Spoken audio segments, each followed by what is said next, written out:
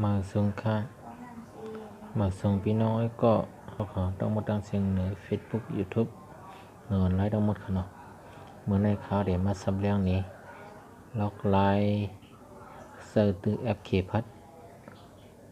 เปลี่ยนเครื่องมาซีเซอร์เบอร์โทรศัพท์อันเก่าค่ะเนาะ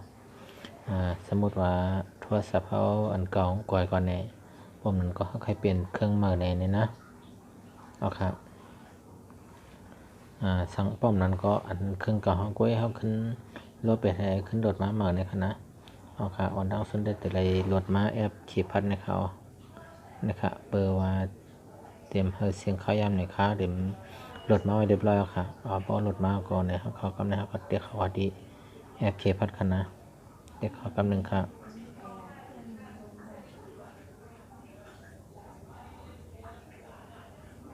ไปกำลังคณะเอาคาในตีมาจากไหนคณะก็ดีต่อไปค่ะนะครับกำลังถึงมานะไหนมันเดี๋ยวให้เขาเตรียมเสริมหมายเลขบัญชีเขาค่ะเนาะ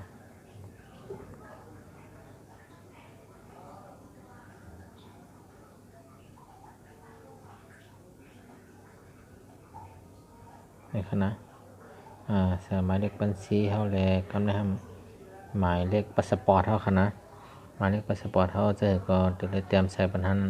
พอตัวลงก็เตรียมตัวลงจำฮะพอตัวเรียกก็เตรียมตัวเรียกจำฮะเพราะมันกูมันปัญหานะ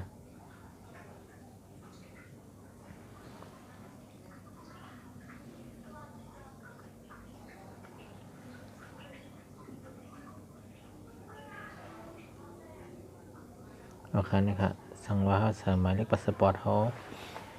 ยาวกว่าเนี่ยก็เขาก็กดต่อไปกับทางนะหมายเลขพาสปอร์ตในแต่ข่าวดินเล่าไว้ค่ะเพราะมันเป็นการส่วนตัวค่ะนะโอเคปกติก็เตียกยืนยันนะครับกำในห้องตีให้เขาใส่รหัสแอปอันมือเก่าอันเก่าอันเขายามตั้งไว้ขนาดพอกับใส่รหัสอีที่มาความใจครับรหัสแอปอันเขายามตั้งไว้ขนาดเขาขึ้นสารนั้นด้วยค่ะกำในข่าวดีสมัยรับว่าอันนั้นข่าวดีรับไว้กำในคณะออกค่ะเพราะว่าเขาใส่รหัสแอปเขาเนี่ยก็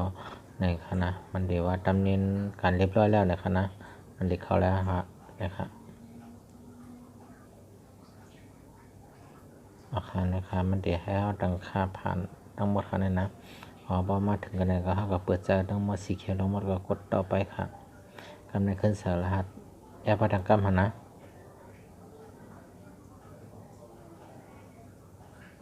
อันนี้ค่ะนะครับพอมาถึงนั้นก็ตีเลยว่าเรียบร้อยค่ะนะเอาค่ะหมายรับแจ้งได้ค่ะเดี๋ยวรับไว้กับค่าในนะเอาค่ะนะคะในเนื้อซื้อแอปกสิกรในค่าเพิ่นเข้าแลนด์มาค่ะนะเอาค่ะในมันเดี๋ยวให้เขาสแกนผ่านด้านนิ้วมือเนี่ยป้อมนั้นก็สลัดผ่านทั้งหมดจะในคณะเอาค่ะนี่ก็ทำมาถึงนั้นในก็เรียบร้อยค่ะนะเอาค่ะนี่ค่ะพอมาถึงปีนั้นก็ยาวตัวค่ะขานเซอร์แอปธนาคารกสิกรเปลี่ยนเครื่องเซเซอร์เบอร์เก่าค่ะนะเอาค่ะลองตั้งแต่มีกันได้ค่ะพี่น้องขอหมดเจอตื้อสิกรรมค่ะมาส